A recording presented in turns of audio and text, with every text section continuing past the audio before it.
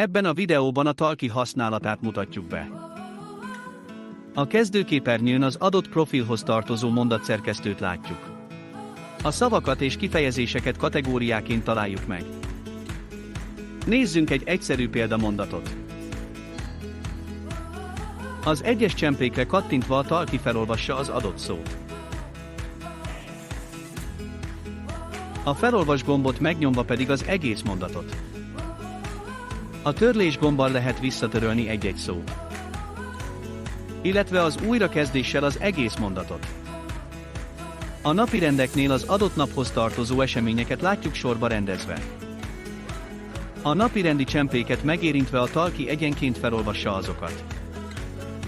A szerkesztés menü alatt tudunk új kategóriát és azon belül új szavakat hozzáadni, törölni és szerkeszteni. Az egyes kategóriákon belül az adott kategóriához lehet új szavakat hozzáadni. Jelenleg 3 opció van új csempék felviteléhez: kép feltöltése telefonról vagy számítógépről, emoji hozzáadása, illetve képválasztása a könyvtárból. A beépített könyvtár körülbelül 1500 előre feltöltött képet tartalmaz 40 kategóriában. A csempéket a kategóriákban lehet böngészni, illetve a keresés funkcióval egyszerűen rá is lehet keresni egy adott szóra.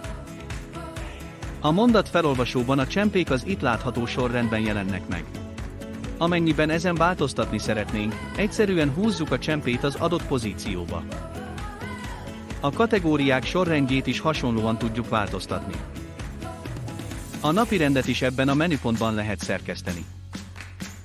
Itt vagy a saját kategóriából lehet választani csempét, vagy teljesen új szavakat lehet hozzáadni, mint ahogyan azt a kategóriáknál láttuk. A sorrendet pedig az előzőekben látott módon tudjuk módosítani. Ebben a demóban a talki alapfunkcióit ismertettük. Ha van ötleted, hogy min tudnánk javítani még, akkor írd meg nekünk. Köszönjük!